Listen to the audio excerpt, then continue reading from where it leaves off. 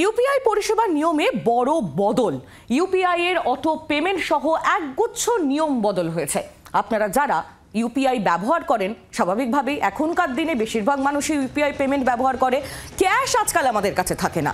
তাই আপনাদের জন্য অত্যন্ত গুরুত্বপূর্ণ কিছু আপডেট নিয়ে এসেছি। ইউপিআই পরিষেবার নিয়মে বড় বদল হয়েছে। অটো পেমেন্ট সহ একগুচ্ছ নিয়ম বদল। দিনে সর্বাধিক 50 বার আপনারা আপনাদের অ্যাকাউন্ট ব্যালেন্স চেক করতে পারবেন। অর্থাৎ 50 বারের সীমা পেরিয়ে যাওয়ার পর 51 বার আপনি যদি চান, তাহলেও কিন্তু আপনি আপনার অ্যাকাউন্টে কত ব্যালেন্স রয়েছেন তা চেক করতে পারবেন না। সুতরাং বেশ কিছু নতুন নতুন নির্দেশিকা ইউপিআই এর ক্ষেত্রে এসেছে। আজকালকার দিনে যে কোনো পেমেন্টের ক্ষেত্রে আমরা ইউপিআই ব্যবহার করি, তাই এটা অত্যন্ত গুরুত্বপূর্ণ আপনাদের জেনে রাখার। এক্সক্লুসিভলি যে 24 ঘন্টা আপনাদের এই তথ্যগুলো দেবে আমাদের প্রতিনিধি অয়ন ঘোষাল আমাদের আরো বিস্তারিত জানাবেন। অয়ন, ইউপিআই এর ক্ষেত্রে একগুচ্ছ নতুন নিয়ম এসেছে বলে খবর পাওয়া যাচ্ছে। কি কি সেই নিয়ম যেমন তোমার কাছে জানতে চাইবো, তেমনি সাধারণ মানুষ, তোমার আমার মতো সাধারণ মানুষ তাতে উপকৃত হলো কি, সেই বিষয়টাও যদি একটু জানাও।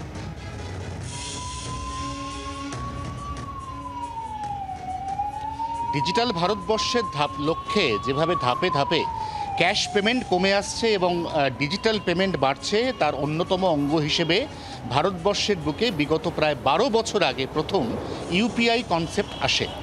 ইউপিআই কনসেপ্ট আস্তে আস্তে পপুলার হতে শুরু করে। বেশি মানুষ আস্তে আস্তে ক্যাশ পেমেন্ট একেবারে বন্ধ করে দেন।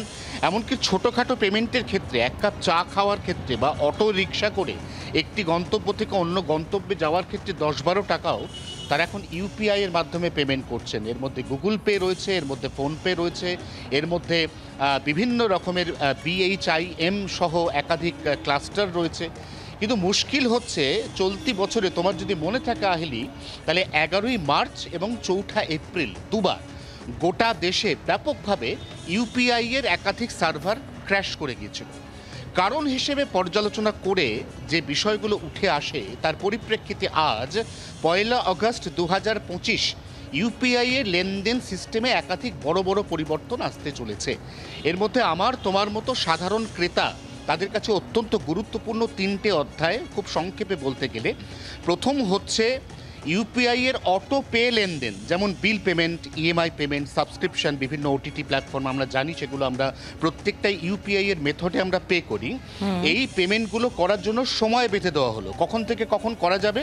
প্রথম পেমেন্টের ক্লাসটার হচ্ছে সকাল 10টার আগে করে ফেলতে হবে, তারপরে করা যাবে দুপুর 1টা থেকে বিকেল 5টার মধ্যে, তারপর করা যাবে রাত 9:30টার পর। 9:30 থেকে 11:30 পর্যন্ত এই স্লট ওপেন থাকবে। রাত 11:30টার পর অন্তত এই ক্ষেত্র, অর্থাৎ অটো পে, সেখানে কোনো ইউপিআই লেনদেন করা যাবে না, লেনদেনগুলি ব্লক থাকবে। 2 গুরুত্বপূর্ণ বিষয়, সেটা হচ্ছে লোড কমানোর জন্য ইউপিআই এর যে ব্যালেন্স আমরা চেক করি, এই ব্যালেন্স চেকের ক্ষেত্রে দিনে যদি 1 লক্ষ টাকার বেশি লেনদেন হয়ে থাকে আমার ইউপিআই অ্যাকাউন্ট থেকে, তাহলে সেক্ষেত্রে আমি মাত্র 50 বার আমার ব্যালেন্স চেক করতে পারবো। কোনোবারই আমি 3 সেকেন্ডের মধ্যে 2 বার ব্যালেন্স চেক করতে পারবো না। এবং যদি আমি উপর্যুপরি 3 বার ব্যালেন্স চেক করে ফেলি, তাহলে পরবর্তী ব্যালেন্স চেক করার জন্য আমার অন্তত 90 সেকেন্ড বাফার দিতে হবে। তার মধ্যে যদি আমি আবার লগ ইন করে ব্যালেন্স চেক করতে চাই, আমাকে ব্যালেন্স শো করবে না। এতে ঘাবড়ে যাওয়ার কিছু নেই, কারণ এইভাবেই সিস্টেমটা মডিফাই হয়েছে, যেখানে উপর্যুপরি 3 বার ব্যালেন্স চেক হয়ে যাওয়ার পর অন্তত ম্যান্ডেটরি 90 সেকেন্ড অর্থাৎ 1.5 মিনিট আমাকে দাঁড়াতেই হচ্ছে। তার থেকেও যেটা গুরুত্বপূর্ণ, সেটা হচ্ছে ইউপিআই এর সঙ্গে সংযুক্ত কিছু ব্যাংক অ্যাকাউন্ট রয়েছে। এই ব্যাংক অ্যাকাউন্টের সঙ্গে আমার মোবাইল নাম্বার লিঙ্ক রয়েছে।